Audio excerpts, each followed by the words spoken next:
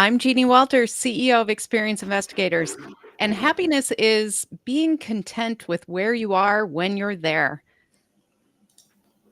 Being content with where you are when you're there. That's beautiful. Would you say that you're happy then, Jeannie? I think I'm a generally happy person, and right now I am definitely happy, Phil. Oh, that's awesome. So is that because the family, the job, and everything is going well, or why would you say that is? What's content right now? I think, I'm a big believer that life is messy and hard no matter where you are, but we do have some control over what we do. And so, I invest in my contentment. I make sure we have family dinners and things like that because that's what makes me happy and that's what I know will contribute to the family as well. And work is work sometimes, but I love what I do in general and I love the people I work with and I love to talk to great people like you. Oh, thank you. Thank you. Well, I love talking to you too, my friend. So let's talk about experience, right? That experience then that the family gets, the experience that you have, certainly matters a bunch. So how do you successfully design that when you're as busy as you are? Mhm. What's the experience design there? That's an interesting question. Yeah, I'm a big believer in intentional success and what that looks like for me. And we do this with our clients too. But, you know, I think a lot of times it's easy to fall into the trap of just kind of going through the motions that you think you're supposed to be going through and then looking around and thinking, how did I get here? What does this mean? And intentionally knowing where you want to go and then kind of reverse engineering back. So I know that I want a strong family. I want strong communication. I want to be in touch with what my now almost adult children are doing. And I think a lot of that is being intentional about things like we have family dinner, we don't use our phones, we are talking to one another, and then that becomes the habit. And then the habit becomes the happiness, I think, too. And Mm. so, and I learned a lot during the shutdown, during the pandemic about what control I had over things and what I could do. And I mean, some of it is simple, some of it is, exercise is really important. Getting fresh air and sunshine in the morning is really important to me. So, playing with my dog intentionally, things like that. Wow. Well, you said something there that I think is really interesting, and that is the habit becomes the happiness. The Mhm. habit becomes the happiness. So you're not happy because of random stuff. You're happy because you've got good habits that lead to that happiness. Did I Yeah, understand that right? I think that is really accurate. Yeah, and what I notice about myself is when I get out of those habits, you start realizing like, oh, even though sometimes it's hard to drag yourself out of bed and work out in the morning. Sometimes you don't want to necessarily, you know, spend the time preparing dinner and cleaning up and all of those things. But when we don't take the time to do those things, when we don't really deliver on those habits for ourselves, that's when we start feeling down. That's when we start feeling like we're rudderless. That's when we start feeling like we get to the end of the day and we think, nothing really happened today, right? Like that's not a good feeling either. So I really have tried to just develop happier habits. Yeah, absolutely. No, I think that's great. I love that phrase. I'm going to write an article about that coming up pretty soon because I think the Excellent. habit becoming happiness is super. That's a super line. I'm stealing that one. So Go for it. I will. So with that, right? You do experience. You Hmm. do experience, whether it's customer experience or user experience or whatever that is. So explain to folks who aren't familiar with you what the heck experience kind of encompasses for the Hmm. work that you do at Experience Investigators. Sure. Yeah. My focus for more than 20 years has been really customer experience as kind of the core. And one of the things that, if you kind of follow along with that topic, you cannot deliver a great customer experience without a great employee experience. So we do a lot of work around kind of connecting those dots as well. But really, when we talk about customer experience, people think that it can be kind of magic. Like they love to tell me either their worst customer service story ever Or they love to tell me like, "Oh, you should go to Disney World," or "Have you heard of Apple?" or, all the brands that we kind of know. But really, the brands that do this well do it very intentionally. They design very strategically a way to deliver the customer experience that they want for their customers. And that in turn delivers the results that they want as a business, because this all leads to higher revenue, lower expenses, more renewals, more referrals, more word of mouth, all of the things that we're kind of striving for. And customer service is often conflated with customer experience, but customer service is really what happens when things go wrong in the customer journey, and it's very reactive, right? Like, we're hearing from people who are saying, "I have a problem."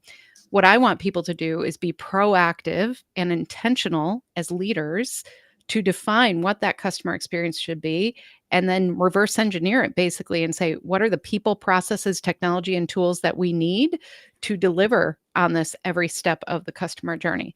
So it's very strategic work, and it's also something that I think is overlooked as a way to succeed in business. We aren't taught to think this way. So that part of what we do is education and training and speaking and all that stuff, but we also work hand in hand with these leaders who want to do the right thing, but they haven't been taught where to start or how to deliver on it. Yeah. Wow. Wow. Yeah.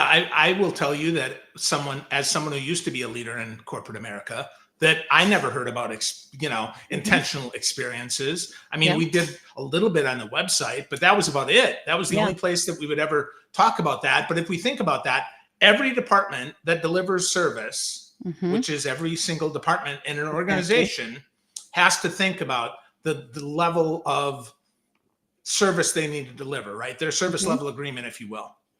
Well, and we call it, we start with something called a customer experience mission statement. Like, what is it that you really, who can you be for your customers no matter what? And what are what are we really trying to do for them, right? Like, we're not trying to sell a product. They're trying to solve a problem. They're trying to feel a certain way. Sometimes I say you can have a customer experience going to a Taylor Swift concert or paying a parking ticket.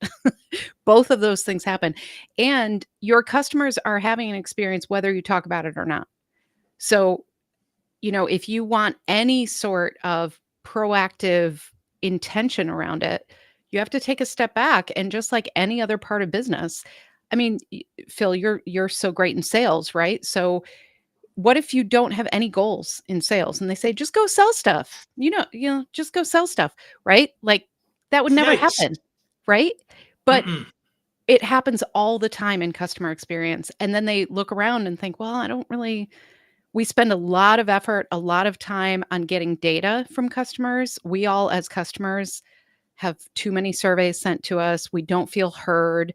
And that's because that's where the investment goes, as if that's going to solve things. But that's just measurement. So we have to figure out, what are we trying to find out? What are we trying to deliver? Where is the gap? And how do we make sure that we consistently work on innovation and evolution to meet that gap between what are customers wanting from us and what are we actually delivering? Okay, so let's talk about that, because I think that's really big, right? What do customers want, and what are we actually delivering? Mhm. And in between there, we do a lot of surveys. So okay, are surveys bad? Are No. surveys good? What are we doing here? Yeah, so our approach to customer experience strategy, we talk about it as a mindset, a strategy, and a discipline. And inside the organization, you need to have that mindset, which is where that mission comes in. You need to define your strategy, and then you need the discipline of constantly checking in. We call it customer collaboration, and you're constantly checking in with customers. But the trick is you have to actually make sure that they feel heard and seen and recognized. When they give us their feedback, we need to acknowledge that. And often we're not doing the basics around that. And then the other part of that is information and data that we need to turn into insights that drive action. So we spend a lot of time surveying customers, and we spend a lot of time talking about it amongst ourselves and saying, wow, our customer satisfaction rate is going down. Well, that's a shame. We should work on that. We should send another survey. And what we need to do is look at what are they actually telling us? And it's not just what they tell us, but how they behave. because humans, we're notoriously irrational. We make no sense. We are driven by emotion and then actually rationalize our decisions after that. And so we say one thing and we behave differently.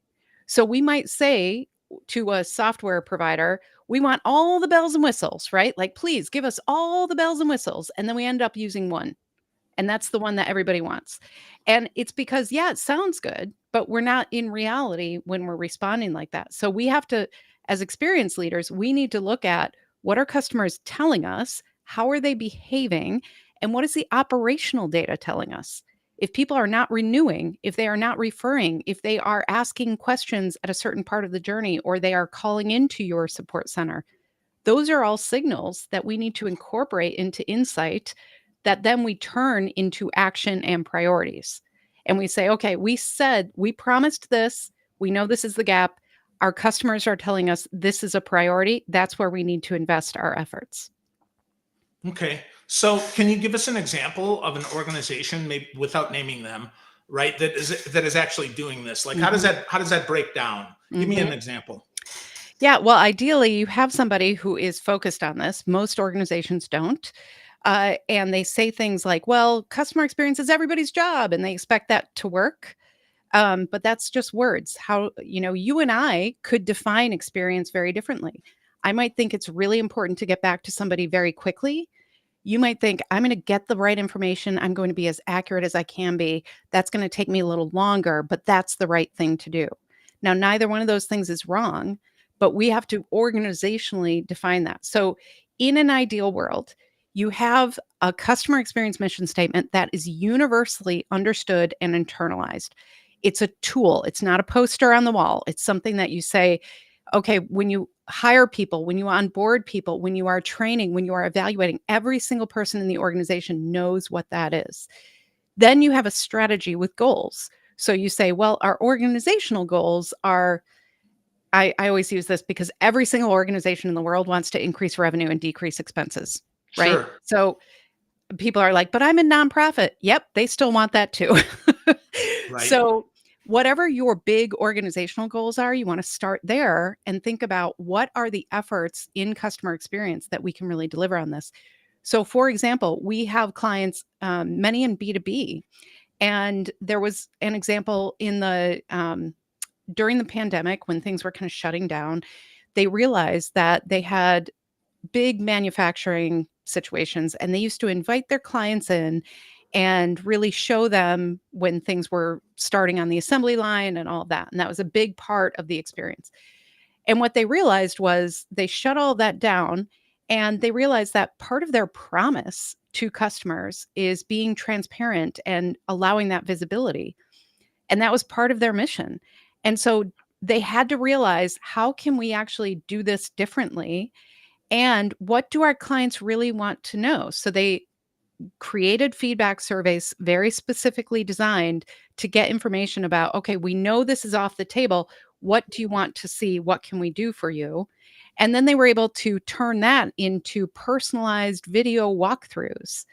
And what happened was clients liked it even better, right? Because they didn't have to travel. They didn't have to commit a whole team going somewhere.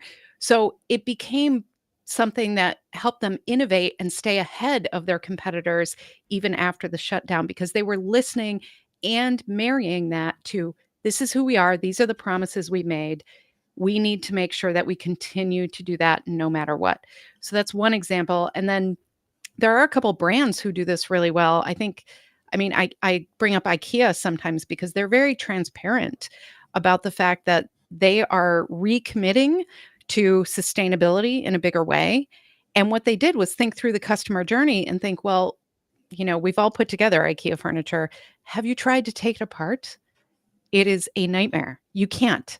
And so what they realized was that was not contributing to their sustainability goals. And that's what their promise was. So they have been remanufacturing how they make these things so that they can be part of the circular economy.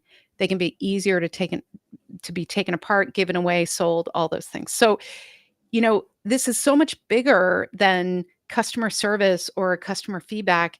When you're doing this well, it's incorporated into who you are and how you are actually delivering on your business. Wow. Wow. So Do they ever focus on this internally, Jeannie? Do they ever say, you know what, our accounting team needs to do a better job of that? Mhm. Yeah.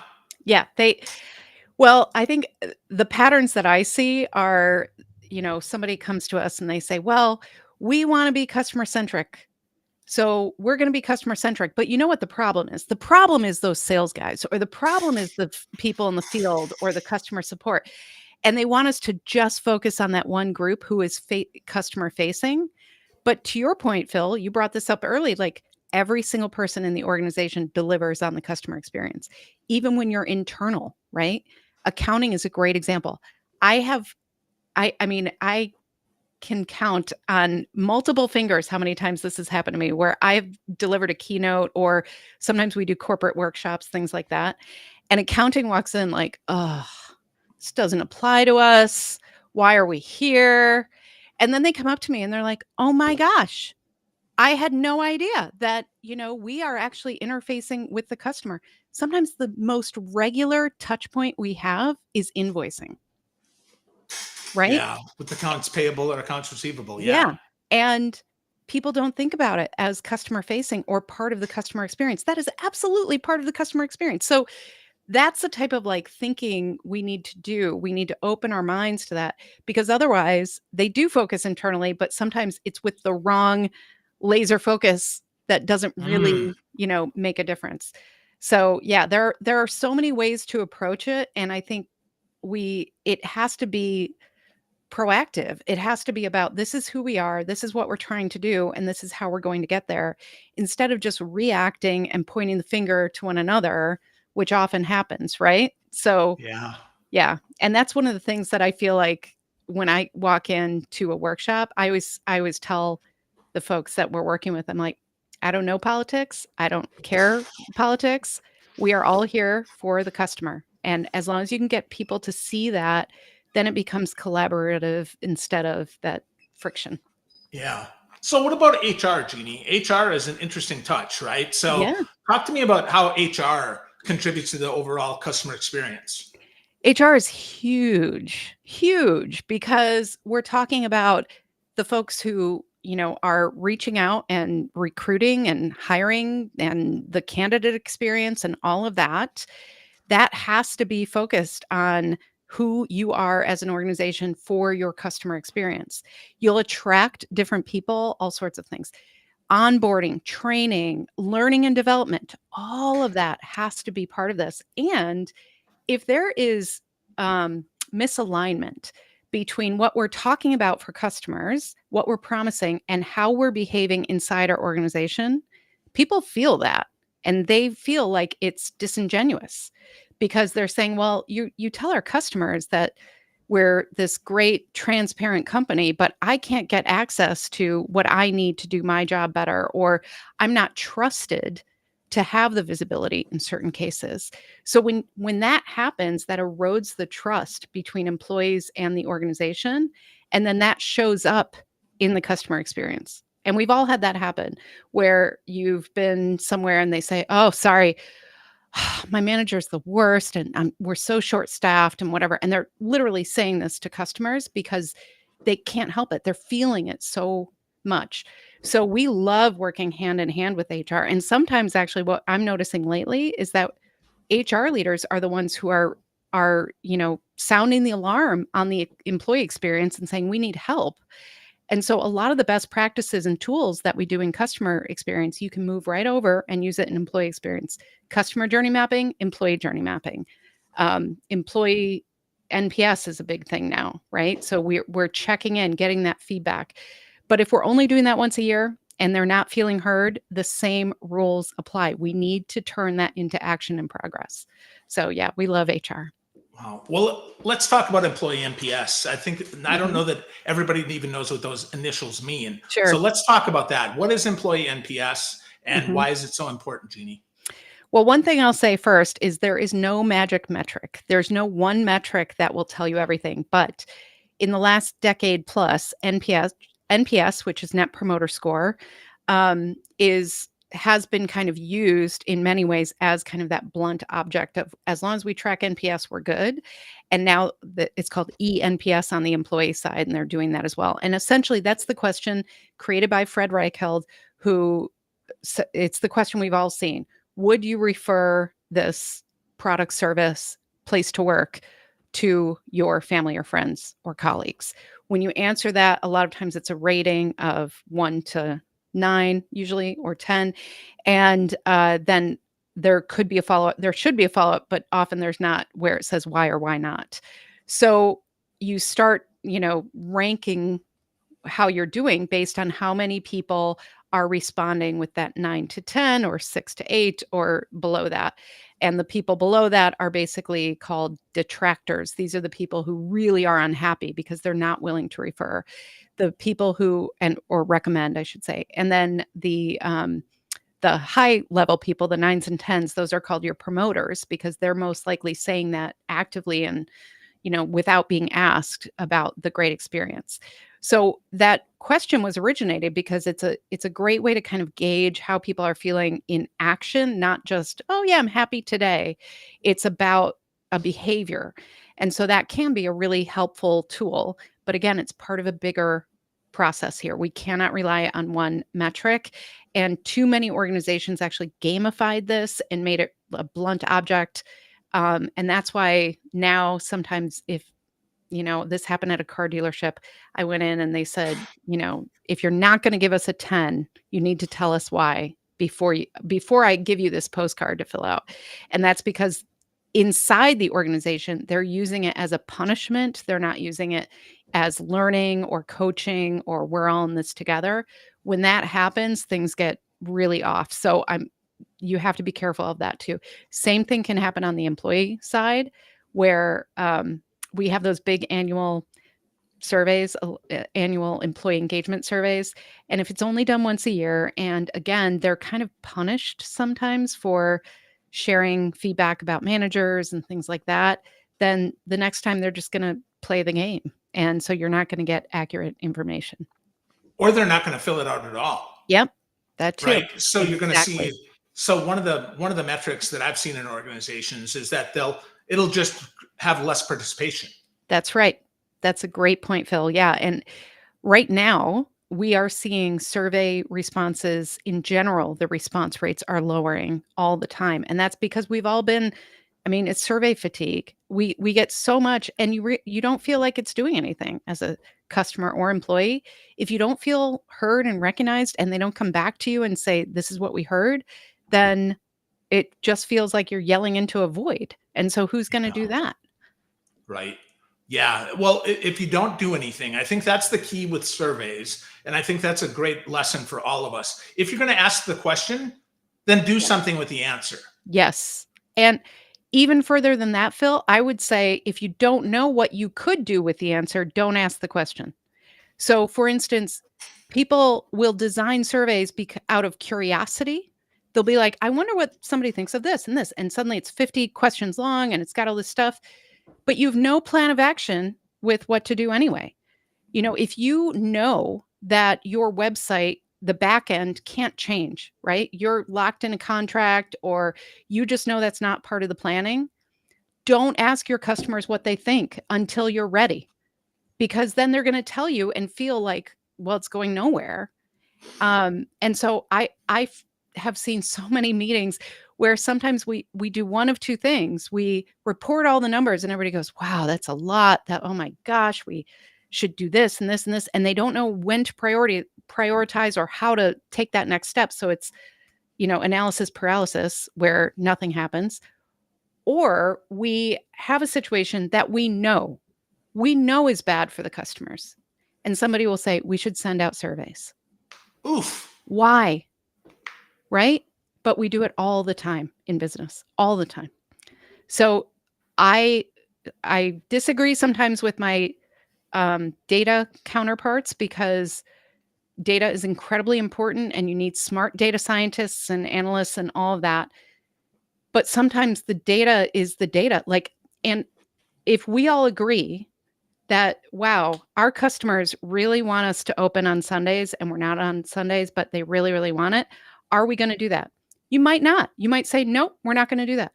But you don't need to send out surveys if everybody at the table understands that that's not great for your customers. Yeah, you don't need to poke the bear. Ask Yeah. the questions that you're going to do something about instead of just the ones that you think you're curious about Yep. or to see. Exactly. Yeah. So with that, Jeannie, how do we get started being better about experience though? If we're thinking Mhm. about, okay, I want to be better. I want to get started on this experience journey. What do I do, Jeannie? What are the Mhm. first steps or couple steps? The first couple steps I would recommend is number one, the fact that you're thinking about it is great because most organizations, and if you look at how we're trained as business people, we're trained to think in departments, in steps on the inside of the organization. A very powerful exercise is flipping that script with customer journey mapping, just figuring out what's the actual journey your customers are experiencing. And we have lots of tools on our website, and I have a couple LinkedIn learning courses out there on this too. But essentially, what you can do is instead of thinking, okay, marketing does this, sales does this is what happens, you literally flip the script and think about, I'm the customer, and you use I statements. And you, instead of saying marketing sends this thing, I say, I receive this email. Am I? And then think about their real lives because we tend to think about the sales funnel and these nice linear journeys, but we're all just trying to live our lives. So think about them in their lives and what are they doing aside from this? It's not just your product. It's not just your brand. And really walk through that process and you will see gaps immediately. You will see places where you say, "Whoa, this is not what we thought was happening at all. We thought this was being taken care of."